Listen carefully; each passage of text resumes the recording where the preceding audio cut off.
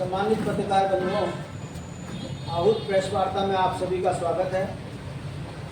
दो बिंदुओं को लेकर यह प्रेस वार्ता सम्मानित अध्यक्ष जी एड्रेस करेंगे। हमारे साथ राजेश्वरी रावत जी महामंत्री उत्तराखंड के अंदर प्रेस में बैठी हैं। प्रतापत उज्जैन जी हमारे वरिष्ठ राज्य आंदोलनकारी वरिष्ठ नेता उत्तराखंड के अंदर, महामंत्री डी पंत जी हमारे साथ बैठे हैं। मैं चाहूँगा अध्यक्ष जी विस्तार से और आशुतोष नेगी जी उपाध्यक्ष हमारे और मैं शांति प्रसाद भट्ट उपाध्यक्ष इस प्रेस में आपके सम्मुख बैठे हैं। मैं चाहूँगा अध्यक्ष जी विस्तार से इस बिंदु पर अपनी बात रखेंगे। सम्मानित अध्यक्ष।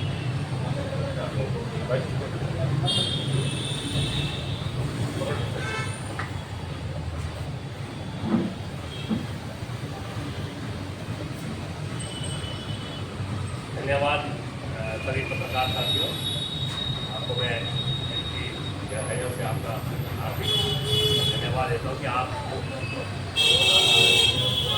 की तौर पर आप लोग आ जाते हैं, जबकि हमारी पार्टी को आप जानने की बहुत इतनी मजबूत नहीं है कि हम आप लोगों का ज़्यादा कुछ स्वागत कर सकें, परंतु फिर भी आप जनता की आवाज़ उठाने के लिए तत्पर रहते हैं, उसके लिए आप सब साधुवाद है।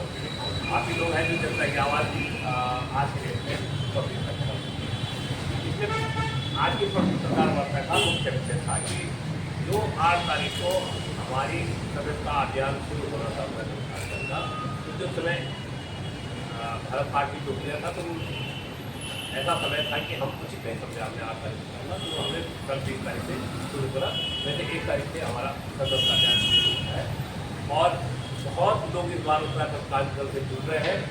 और खुशी की बात है कि कल भी हमारी कम से कम 35 विधानसभाओं के लोगों थे, 35 विधानसभा, इतना अच्छा जो लोग पहुँचा है उसमें भी डिमांड कर रहे हैं कि हमने कहा 20 बुकें ले जाओ, मेरे को हमें तो 50 दो, हमें 60 दीजिए। सारी बुकें लगभग हमारी बुकें कल ही आधा जगह खत्म हो गया। तो काफ़ी उत्तराखंड कार्यक्रम का इस समय टारगेट है कि हम प्रथम चरण में 10 लाख सदस्य उत्तराखंड कार्यक्रम के बनाने जा रहे हैं और वो उसकी शुरू हो गई है। 900 सदस्य ऑनलाइन ऑलरेडी हमारी एक तरह से अब तक जुड़ चुके हैं, उन्होंने सदस्यता दीजिए। तो लोगों का अच्छा हमें इस बार रिस्पॉन्स मिलता है, उसके बाद जनता का भी धन्यवाद, आप लोगों का भी धन्यवाद। आप लोगों ने उत्तराखंड कार्यक्रम की गतिविधियों को हिसाब से समाज के सामने प्रस्तुत करा, उसी का प्रतिफल है कि हमें कुछ प्रोडक्ट नजर आ रही है। ये तो हमारा सदस्यता चरण था और इस सदस्यता चरण को हर चरण हमारा सैनिक प्रकोष्ठ, हमारा महिला प्रकोष्ठ, युवा प्रकोष्ठ, सब लोग अपने अपने एंगल पे बड़े जोश से इसे पूरे उत्तराखंड में चला रहे हैं, दिल्ली में भी चला रहे हैं, दिल्ली में भी शुरू कर दिया उन्होंने। और निश्चित है 2027 की तैयारियाँ कर दी इसको और जोश से चल रहा है। एक मुद्दा जो यहाँ पे जरूरी था आज एक पत्रकार वार्ता करना, क्योंकि एक कपिल चौहान एक बच्चा था, केवल 26 साल का बच्चा, ये बड़े प्रदेश में हो जा रहा है और 26 साल का बच्चे को जो प्रथम दृष्टि दिखाई दे रहा है, पारिवारिक रंजिश के तहत जो है और प्रॉपर्टी के तहत 2.5 महीने पहले उस बच्चे की हत्या कर दी जाती है और न पुलिस में कोई मामला दर्ज है, जब पटवारी का कोई मामला दर्ज है, कोई भी मामला दर्ज नहीं, मैं उसको एक दुर्घटना बता करके मामले को समाप्ति भी शुरू कर दिया गया। तो यहाँ पे हमारे बहन जी है राजेश्वरी, इन लोगों ने मेरे संज्ञान में लाई कि भाई जी ऐसा मामला है और बहुत, अब उनकी परिवार की हालत देखते भाई, जब उनकी परिवार की हालत ये है कि केवल पिताजी की कुछ 8-10 साल पहले ऐसे ही हत्या कर दी गई, का कोई मामला हो जाता देवा और घर में केवल माता जी है और एक छोटी बहन है, उसकी शादी होने वाली थी, वो भी टूट गई और वो उस गाँव में रह करके वो घर में न रखे दूसरे गाँव क्या जाए, क्योंकि उनको खतरा है कि कहीं हमें न मारा जाए, उनको भी धमकी दी जाएगी, अगर मामला उठाएगा आपको मार देंगे। लेकिन आप जमात बहन जी आपने मेरे संज्ञान में लाया और मैंने जो आपका पंत जी का और हमारे जी तमाम लोगों के 8-10 लोगों की ड्यूटी लगाई कि जाओ देखो मामला है क्या भाई, देख के आओ। तो जब वहाँ देखा तब मामला जो है कुछ जनता के सामने या पत्रकार महोदय लोगों ने आके वहाँ पे पत्रकार है आप लोगों के कारण वो मामला उठाया, लेकिन उसमें जितनी हम सोचते थे कि जितनी उसमें शीघ्रता होनी चाहिए थी, कार्रवाई होनी चाहिए, वो हो नहीं रही है। और मैं इस मामले में चूँकि आज तो उसमें कि हमारे उपाध्यक्ष है, ये खुद एक ड्यूटी वहाँ पर लगाई गई थी और विस्तृत रूप में आज तो देखिए आप इस मामले में आगे आप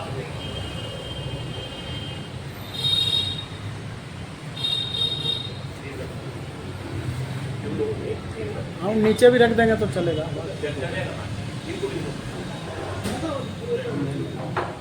धन्यवाद माननीय केंद्रीय अध्यक्ष महोदय।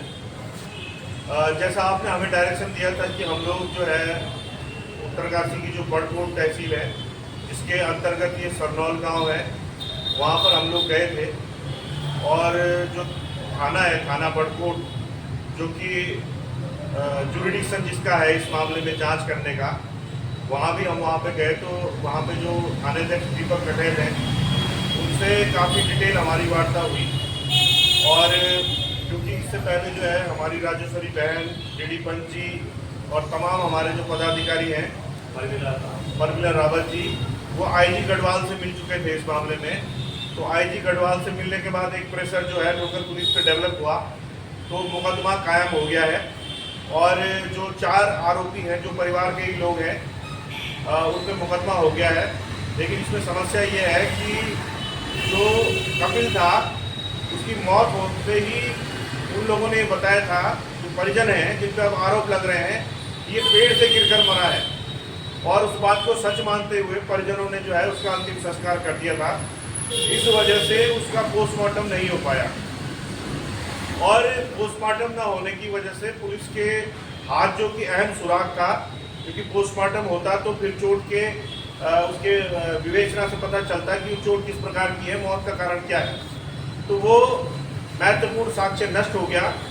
और क्योंकि मार्च का पूरा महीना उसमें पुलिस के पास मामला नहीं पहुंचा और अप्रैल में मामला पहुंचा, लेकिन अप्रैल से लेकर मई में भी 1 महीने का समय हो चुका है और पुलिस के हाथ अभी बहुत ज़्यादा कुछ है नहीं। वहाँ पे जो स्थानीय वहाँ पे पत्रकार हैं सोशल मीडिया के, वो बहुत ज़्यादा सक्रिय हैं और वो लोग जो है मौके पर भी गए और मौके पर जाके उन्होंने कई साक्ष्य वहाँ पे संकलित करके पुलिस को उपलब्ध करा दिए हैं, जिससे ये महसूस होता है कि कपिल की जो है हत्या कर दी गई थी।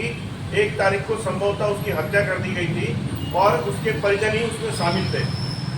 तो हमने उत्तराखंड क्रांति दल की तरफ से वहाँ पर पुलिस को कहा है कि आप जो है 1 तारीख की रात का जो कंदरौला का जो जंगल है वहाँ पर कौन कौन से मोबाइल सक्रिय थे उनका आप लोकेशन निकालिए कि क्या वहाँ पे कुछ ज़्यादा लोग थे, क्योंकि बयानों में ये बात आ रही है कि वहाँ पे केवल जगबीर था और जगबीर जो है मीडिया से भागता फिर रहा है। तो निश्चित रूप से अगर वहाँ पे कुछ अन्य व्यक्ति थे और ये बताया जा रहा है कि वहाँ पे केवल जगबीर था, तो ये बात स्पष्ट हो जाएगी कि वो लोग जो है वो हत्याकांड में शामिल हो सकते हैं। तो मुझे लगता है दीपक कटेल जी के मैं लगातार संपर्क में हूँ और जो वहाँ पे बताया जा रहा है कि रात को छानी में हत्या के बाद उसका शव रखा गया था, वहाँ पे जो खून रिसा है उनको भी कलेक्ट किया गया है, अन्य साक्ष्य भी कलेक्शन किया गया है और उसकी फॉरेंसिक जाँच की जा रही है और इलेक्ट्रॉनिक साक्ष्य जैसे मैंने बताया लोकेशन की जांच की जा रही है। तो मुझे उम्मीद है कि पुलिस अगर ईमानदारी से काम करेगी तो आने वाले कुछ दिनों में कपिल हत्याकांड का जो कि बिल्कुल क्लियर कट अब लग रहा है उसका खुलासा हो जाएगा। साथियों मैं ये भी बताना चाहता हूँ, जैसे माननीय अध्यक्ष जी ने कहा कि 8 मई से हमारा जो सदस्यता अभियान था उसने प्रारंभ होना था, लेकिन 7 मई को जो है रात को जो है 1 बजे रात को भारत पाक जंग छिड़ गई। उस वजह से राष्ट्र हित को सर्वोपरि मानते हुए हमने अपना जो सदस्यता अभियान था उसे स्थगित कर दिया था। लेकिन कल से माननीय अध्यक्ष जी की उपस्थिति में हमारे जितने वरिष्ठ नेता हैं उनकी उपस्थिति में केंद्रीय जितने पदाधिकारी हैं और सक्रिय सदस्य हैं, सभी लोगों की उपस्थिति में दोबारा से सदस्यता अभियान को फ्लैग ऑफ कर दिया गया है। और पहले हमने यात्रा का विचार बनाया था, लेकिन क्योंकि 4 धाम यात्रा चल रही है, अब मौसम भी लगातार खराब हो रहा है, तो अब ये सदस्यता अभियान विधानसभा स्तर पर चलाया जाएगा, जिसकी जिम्मेदारी विधानसभा प्रभारियों की और जिलाध्यक्षों की या जिन्हें अब संयोजक कहा जा रहा है उनकी होगी। तो साथियों, हमारा पूरा प्रयास है उत्तराखंड के हित के जो भी मुद्दे होते हैं उसके लिए हम बढ़ चढ़कर आगे आते हैं। और जो प्रदेश हितैषी पत्रकार साथी यहाँ पे पहुँचे हुए हैं, मैं आपका हार्दिक आभार प्रकट करता हूँ, क्योंकि कई मेन स्ट्रीम के पत्रकार हमारी प्रेस वार्ताओं में नहीं आते हैं। मैं इस लाइव वीडियो के माध्यम से भी उनसे अनुरोध करता हूँ कि कृपया राज्य हित में उत्तराखंड क्रांति दल की जो भी प्रेस कॉन्फ्रेंस होती है उनको अटेंड करें, क्योंकि ऐसा नहीं है कि आपका परिवार या आप इस प्रदेश में कभी संकट में नहीं आ सकते। आप इस संकट में आ सकते हैं और तब राष्ट्रीय दल नहीं, उत्तराखंड क्रांति दल ही आपके साथ खड़ा रहेगा। तो इसके अलावा आपके कोई सवाल होंगे तो आप पूछ सकते हैं। मेरे साथ यहाँ पे हमारे जो है वरिष्ठ नेता शांति प्रसाद भट्टी भी हैं, वो भी अपनी बात रखेंगे। पत्रकार साथियों,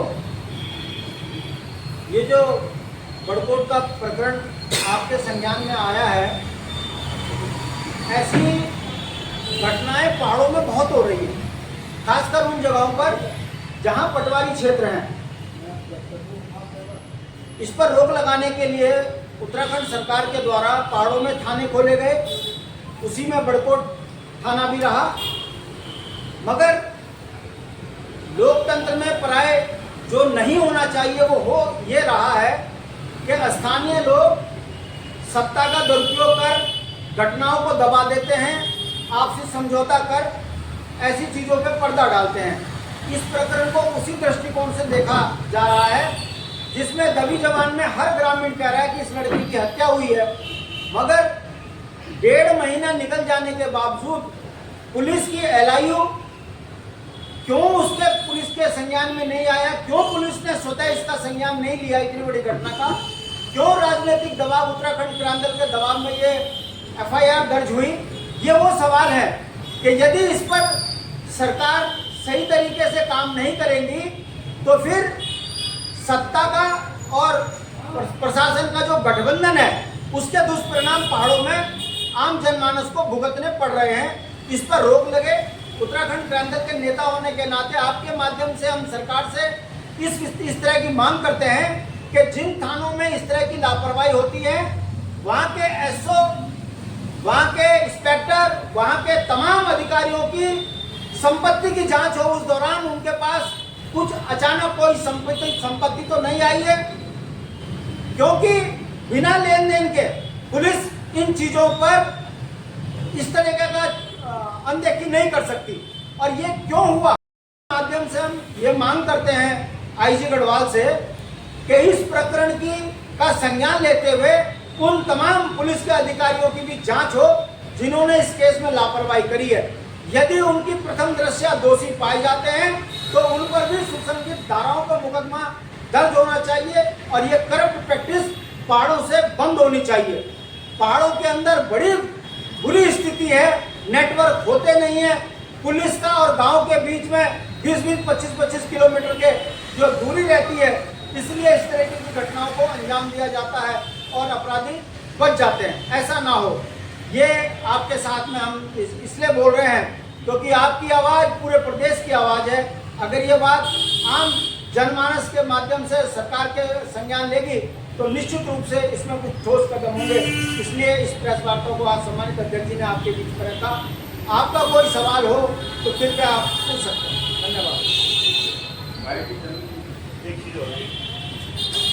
एक महत्वपूर्ण बात मैं रखना चाहूँगा, क्योंकि शायद इस बीच कोई दूसरी प्रेस वार्ता नहीं हो पाए, क्योंकि जैसा आपको पता ही है कि अंकिता भंडारी हत्याकांड का जो है फैसला 30 मई को आने वाला है। 30 मई को उसका फैसला आने वाला है और उत्तराखंड क्रांति दल ने उस मुद्दे को 2.5 साल तक जिंदा रखा। स्वयं मैं उस पर पैरवी कर रहा था और अब प्रदेश की जनता को उम्मीद है कि एक बड़ी सजा जो तीनों आरोपी पकड़े गए हैं, पुलकित आर्य, सौरभ भास्कर और पुलकित गुप्ता को होगी। तो कई लोग सोशल मीडिया में इस तरह का वो डाल रहे हैं कि अगर फैसला सही नहीं आया तो हम ये करेंगे वो करेंगे। मैं आप लोगों से अनुरोध करता हूँ कि अदालत पे कोई अननेसेसरी दबाव न बनाएं, इंतज़ार करिए, 30 मई का इंतज़ार करिए। हमें पूरी उम्मीद है जिस तरह के साक्ष्य कोर्ट में आए हैं, इन लोगों को फांसी या उम्र कैद की सजा होना पूर्ण रूप से संभावित है। धैर्य बना के रखें और इस तरह की कोई बात न करें जिससे कि ये लगे कि आप अदालत के ऊपर कोई दबाव बना रहे हैं। इस तरह के जो भी सोशल मीडिया में आप कमेंट डाल रहे हैं उनसे परहेज करने के लिए मैं आपसे गुजारिश करता हूं। हाँ, अगर आप अंकिता हत्याकांड में कोई समर्थन देना चाहते हैं तो 30 तारीख को या 29 तारीख को शाम को अपने घर में कैंडल जला सकते हैं, दीपक जला सकते हैं और कोटद्वार में 30 तारीख को आप वहां पे पहुंच भी सकते हैं, लेकिन वहां पे शोरगुल या कोई धरना प्रदर्शन या कोई हल्ला गुल्ला इस तरह की चीज न करें, क्योंकि न्यायिक प्रक्रिया में इसे बाधा माना जाएगा। धन्यवाद।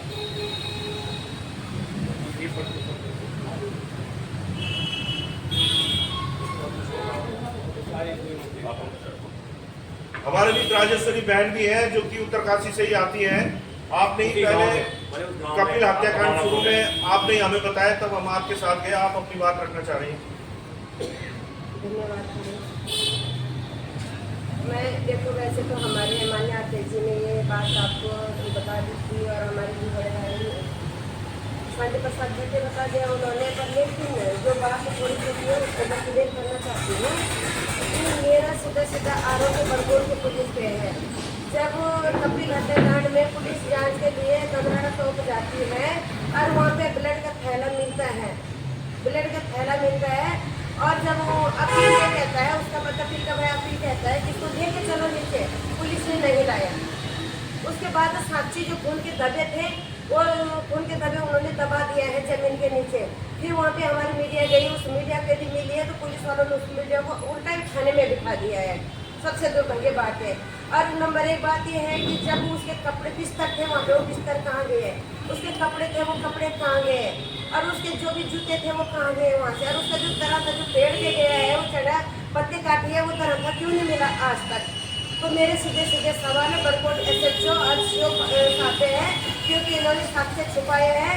2.5 महीने के बाद जब मैं SSP से बात करती हूँ उत्तरकाशी, तो 12 बजे रात का मुकदमा दर्ज होता है, और जब हमारी पूरी टीम बरकोट जाती है तब जा करके वहाँ एक आदमी को गिरफ्तार करते हैं, उसको जेल भेजते हैं, और अन्य जो मतलब जो पीड़ित परिवार है उसको थाने के चक्कर काटे हैं, और जो दूसरा पक्ष है वो पुलिस के साथ खुले आप घूम रहे हैं। तो मैं इस प्रेस के माध्यम से ये कहना चाहूँगी कि पीड़ित परिवार को न्याय दें, और आपके माध्यम से, आपके चैनल के माध्यम से सरकार तक पहुँचे और इस पर संज्ञान दें। धन्यवाद।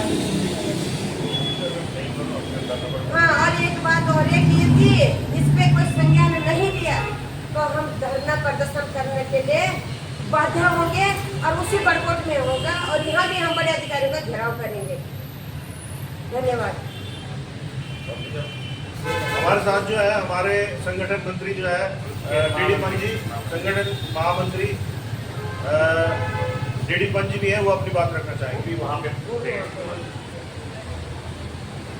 सभी पत्रकार बंधुओं को आज की इस पत्रकार वार्ता में हम स्वागत करते हैं।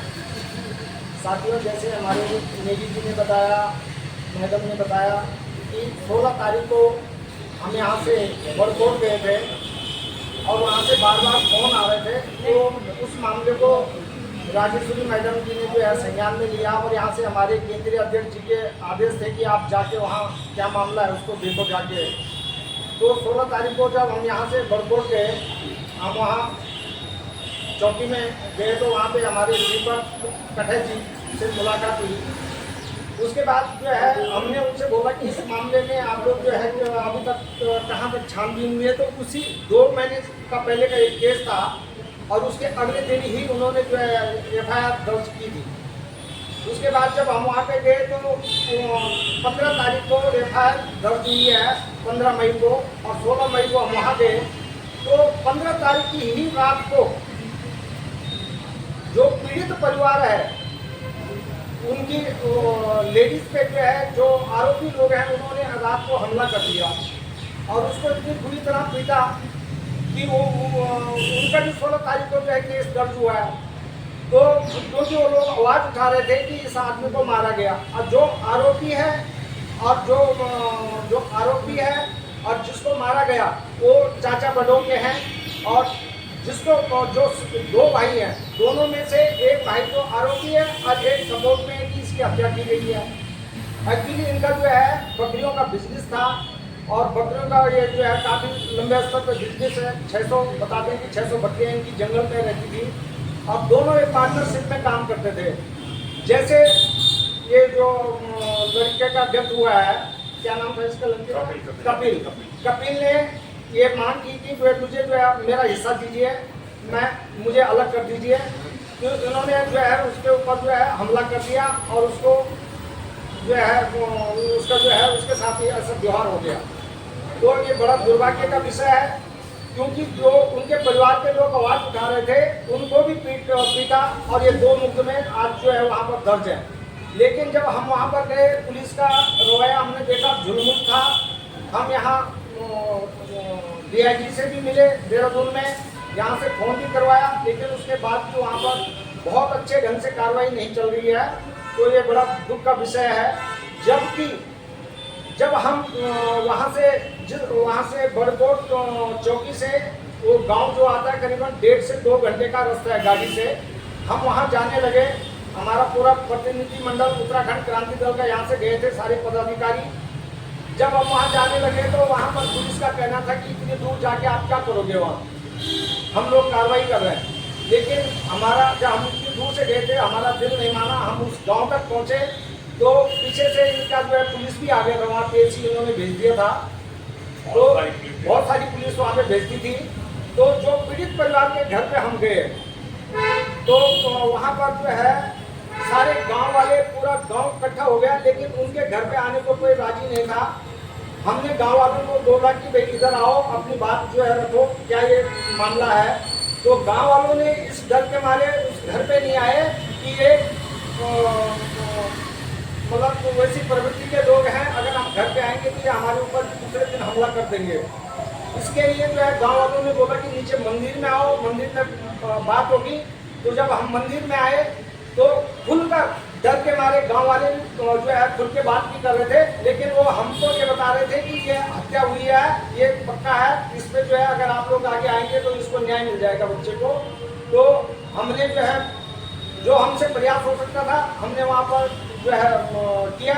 उसके बाद जब हम वहाँ से वापस आए तो वापस लेट हो गए थे। हम बड़कोट में आते आते हमको 8 बज गई थी। जब बड़कोट से हमने फ़ोन किया जो वहाँ पर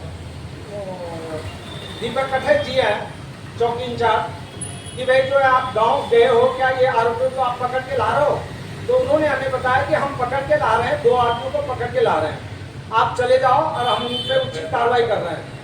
तो जब हम वहाँ से निकल गए तो पता लगा कि वो एक भी पकड़ के नहीं लाए वहाँ थाने में। तो इसका सीधा यह है कि कहीं ना कहीं इसमें जो है पुलिस उनका बचाव कर रही है और ये बड़ा दुर्भाग्य का विषय है। जब अगर कानून ही जो है काम नहीं करेगा तो आम आदमी का क्या होगा। इसके लिए मेरा सभी लोगों से निवेदन है कि भाई इस पर जो है उचित कार्रवाई होनी चाहिए। धन्यवाद।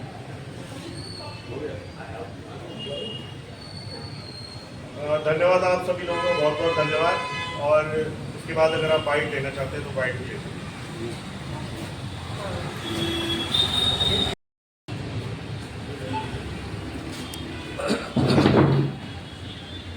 पहले एक पे बोलना फिर दूसरे पे।